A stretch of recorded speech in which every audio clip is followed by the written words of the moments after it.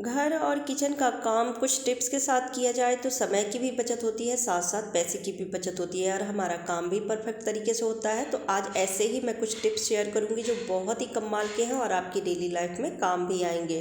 तो please video को पूरा देखिएगा। और आज आपको मैं देसी तरीके से नमकीन सेव बनाना भी बताऊँगी, जो बेसन के बनाते हैं, वो भी बिना मशीन के, प्लास्टिक की बोतल से। तो प्लीज़ वीडियो को पूरा देखिएगा, अच्छी लगे तो शेयर कर दीजिएगा और एक लाइक भी दे दीजिएगा। तो बॉटल, आप इस तरह की बॉटल तो हम सभी के घर में मिल जाती है। बच्चे कोल्ड ड्रिंक की बोतल या कोई भी ऐसे लेके आते हैं तो उस बॉटल को फेंकने के बजाय आप इसको धो के रख लें।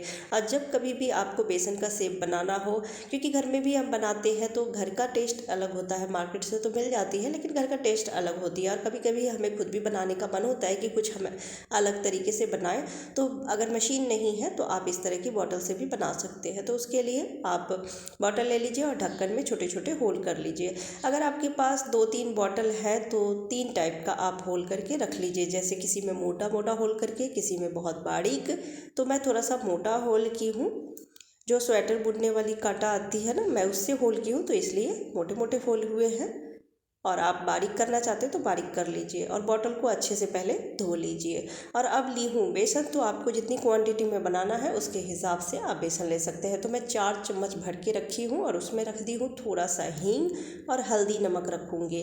आप ज़्यादा मसाला भी रखना चाहते हैं और कुछ जैसे मिर्च है, गरम मसाला है, तो आप वो भी रख सकते हैं। मैं सिर्फ हल्दी नमक रखी हूँ और हींग रखी हूँ। तो इस सबको अच्छे से मिक्स करके और एक गाढ़ी सी बैटर तैयार कर लूँगी। ना ज़्यादा पतली बनानी है और ना ही ज़्यादा गाढ़ा, क्योंकि हम मशीन से नहीं बना रहे हैं, बॉटल से बना रहे हैं, तो थोड़ा सा होना चाहिए पतला भी, जिससे कि वो आसानी से निकल सके। तो इस तरह की थिकनेस होनी चाहिए।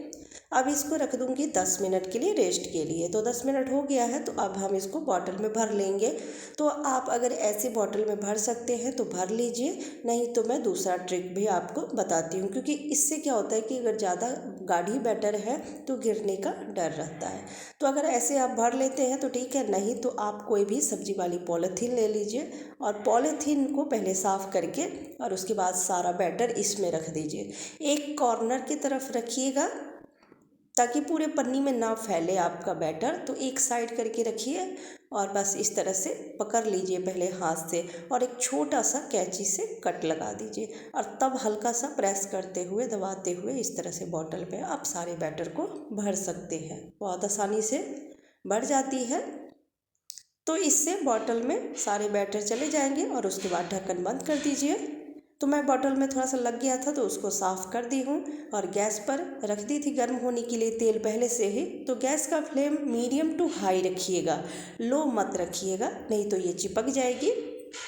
तो मीडियम टू हाई गैस करके और उसके बाद आप इस तरह से बैटर को डाल दीजिए या जिस शेप में बनाना है उस शेप में बनाइए। और जब बन जाए तो इस तरह से निकाल दीजिए, हल्का सा ब्राउन कलर कर करके अब आपको बनाना है। तो बिना मशीन का इस तरह से आप नमकीन बना सकते हैं, बेसन की भुजिया बना सकते हैं, आलू की भुजिया बना सकते हैं।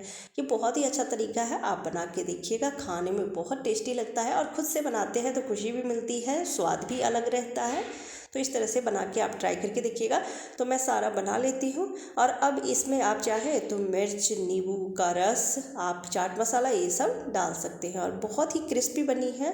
इसमें मैं कोई बेकिंग पाउडर वगैरह कुछ भी, ऑयल कुछ भी नहीं डाली हूँ और उसके बावजूद भी एकदम बिल्कुल मार्केट जैसा खास्ता है, बहुत ही क्रिस्पी है। तो इसमें मैं सिर्फ चाट मसाला मिक्स की हूँ, आप जो भी मिक्स करना चाहते हैं डाल लीजिए और फिर शाम के चाय के साथ इसे खा सकते हैं। तो है ना ये कमाल का, और झटपट बन भी गई है। सर्दी जा चुकी है, कई लोग पुरानी सॉक्स को फेंकने की सोच रहे होंगे, तो फेंकने से पहले एक बार इस वीडियो को जरूर देख लीजिएगा, बहुत ही काम की वीडियो है। तो आपके पास भी इस तरह से पुरानी फटी हुई, या कई बार होता है कि एक पैर की गुम हो जाती है, एक पैर की रहती है, तो इस तरह के कई सारे सॉक्स हैं, तो उसको फेंकने के बजाय आप क्या करें, आप ले लें एक पुराना सा वाइपर।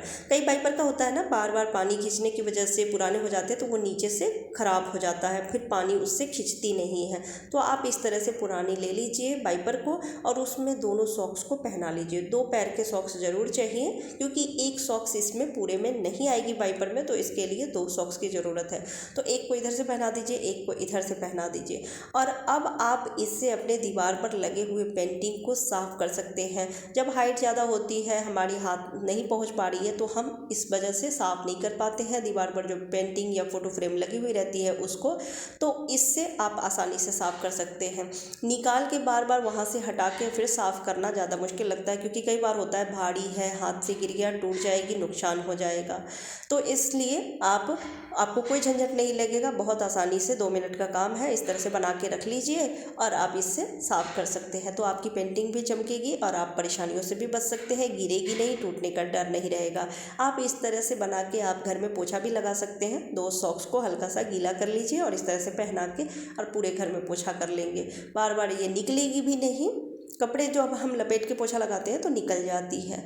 अगला टिप्स मैं आज बताती हूँ प्याज से। प्याज बहुत ही कमाल का है, खाने में तो यूज़ करते ही हैं, लेकिन आज आपको मैं बताऊँगी कि प्याज से आप कैसे अपने पूरे परिवार को सुरक्षित रख सकते हैं और हर बीमारी से भी बचा सकते हैं।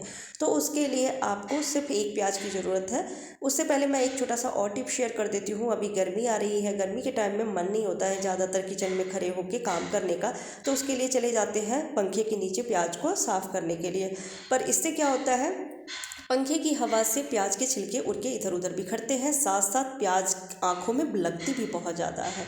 तो उसके लिए आप पानी में रख के फिर कट करें, तो इससे प्याज के छिलके उड़ेंगे भी नहीं और साथ में आँख में लगेगी भी नहीं। तो नाइट में जब हम खाना बनाते हैं तो खाना बनाने के बाद जब बर्तन साफ़ कर लेते हैं तो सिंक को इसी तरह से छोड़ देते हैं। कई लोग धो के भी छोड़ते हैं, कई लोग ऐसे भी छोड़ देते हैं। तो धोने के बाद भी अगर आप इस तरह से छोड़ते हैं तो ये सुरक्षित नहीं है, क्योंकि नाइट में कीड़े मकोड़े कॉकरोच इस तरह से इसमें से निकल के बाहर आते हैं, जो पूरे किचन काउंटर पे घूम के और फिर वापस से चले जाते हैं। तो इससे परिवार या हम बच्चे बड़े सब बीमार हो सकते हैं। तो थोड़ी सी सावधानी रखना ज़रूरी है। तो आप क्या करें कि जब आप बर्तन धो लें तो सिंक को सूखे कपड़े से अच्छे से पहले पोंछ लें, पोंछ के सुखा लें, जिससे कि जो हम प्याज का जो ट्रिक हम यूज़ करने वाले हैं वो काम करे अच्छे से। तो पहले पोंछ के सुखा लीजिए और उसके बाद आपको लेना है आधी प्याज। ज़्यादा प्याज की ज़रूरत भी नहीं है, आधी प्याज ले लीजिए मीडियम साइज़ की और उसको कट कर लीजिए और छोटा छोटा होल कर लेना है, जिससे कि प्याज का जूस आसानी से बाहर आ जाए। और अब सारे सिंक में और सिंक के पास जो स्लैब है उस पर आप इस तरह से घिस दीजिए, जिससे कि कोई भी कीड़ा मकोड़ा इधर ना आए, क्योंकि प्याज की जो स्मेल होती है वो बहुत ही स्ट्रॉन्ग होती है, वो काफ़ी देर तक उसकी स्मेल रहती है। तो इससे कीड़े मकोड़े इधर नहीं आएंगे। आप चाहे तो एक छोटा सा स्लाइस कट करके और वहाँ जाली पे आप रख सकते हैं। तो इस छोटी सी ट्रिक से आप अपनी फैमिली को हर बीमारी से दूर रख सकते हैं, बचा सकते हैं। एक प्याज कई दिनों तक चल सकती है, 6 से 7 दिन तक चल जाएगी। अगला टिप्स है गैस स्टोव को लेकर। गैस स्टोव तो हम सभी साफ़ कर लेते हैं, लेकिन उसके जो बटन होते हैं उसमें गंदगी को हम नज़रअंदाज कर देते हैं, ध्यान नहीं देते हैं, और जिसकी वजह से धीरे धीरे खाने पीने की चीज़ें डस्ट उसमें भर जाती है और फिर वो हार्ड हो जाता है। जब हम ऑन करते हैं तो कई बार ऑन होने में मुश्किल होती है, कई बार टूट भी जाती है। तो उसे भी समय समय पर क्लीन करना चाहिए। तो उसको क्लीन करने के लिए आप ले लीजिए दवाई का पत्तर, कोई भी दवाई का पत्तर हो खाली, वो आप ले लीजिए और इस तरह से उससे घिसते हुए साफ़ कर लीजिए। ये कोने कोने तक चली जाती है और इतनी शार्प होती है कि आसानी से गंदगी निकल भी जाती है। तो इस तरह से आप साफ़ कर लीजिए और उसके बाद थोड़ा सा तेल सारे बटन में आप रख दीजिए। सरसों का तेल ही लगाइएगा और लगा के इस तरह से रखेंगे तो वो बहुत ही हल्का हो जाता है, फिर आसानी से ये ऑन ऑफ भी हो सकती है। तो कैसा लगा आपको ये ट्रिक कमेंट करके ज़रूर बताइएगा। जब कुकर की लीड साफ़ करते हैं तो कई लोग कुकर की जो रबर होती है वो निकाल के साफ़ करते हैं, जबकि ऐसा नहीं करना चाहिए। बार बार हमें निकाल के उसको साफ़ नहीं करना होता है, नहीं तो वो जो रबर होती है वो लूज़ हो जाती है और फिर लूज़ होने की वजह से प्रेशर नहीं आता है। जब हम कुकर में लीड लगाते हैं तो प्रेशर ठीक से नहीं आती है। तो इसके लिए आप क्या करें, कोई नोकीली चीज़ ले लीजिए, टूथपिक ले लीजिए या फिर इस तरह से सुई या कोई भी सेफ्टी पिन ऐसे लेके और कोने कोने की आप सफाई कर सकते हैं। ऐसी जगहों पे ब्रश नहीं जाती है या ब्रश से भी अच्छे से साफ़ नहीं होती है, तो इस तरह से नुकीली चीज़ से आप साफ़ कर सकते हैं। और कुकर की सीटी है उसको तो खास ध्यान रखना चाहिए कि उसमें साफ़ सफाई हो, नहीं तो अगर खाने पीने की चीज़ें उसमें फंसी होगी तो फिर प्रेशर नहीं आएगी और ये खतरनाक भी है। तो इस तरह से आप कुकर की लीड और सीटी को बहुत अच्छे से साफ़ कर सकते हैं।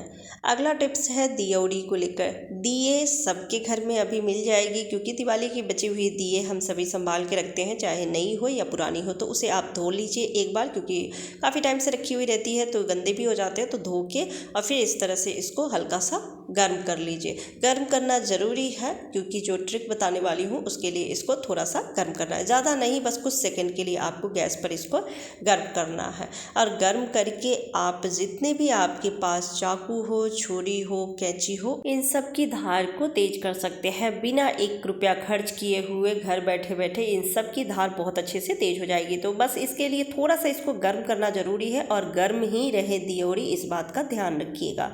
तो दिए को हल्का सा गर्म जरूर रखिएगा। तो ये थोड़ा ज़्यादा ही गर्म था, तो मैं कद्दू क्रशर से इसको हल्का सा दबा के रखी हुई हूँ। और अब इस तरह से इसको हम घिसेंगे, जिससे कि चाकू छुरी तेज हो जाए। और अब ये थोड़ा ठंडा हो गया है, तो इससे मैं कद्दू जो क्रश करती हूँ उस पर घिस रही हूँ। इस तरह से घिस लेंगे ना तो इसकी भी धार बहुत शार्प हो जाएगी। तो ये ट्रिक बहुत ही कमाल का है, तो ट्राई करके ज़रूर देखिएगा। और आपको कैसी लगी सारे टिप्स एंड ट्रिक्स कमेंट करके ज़रूर बताइएगा। अच्छी लगी हो तो वीडियो को ज़्यादा से ज़्यादा शेयर कीजिएगा। फिर मिलती हूँ अगली वीडियो में, तब तक के लिए बाय बाय, टेक केयर।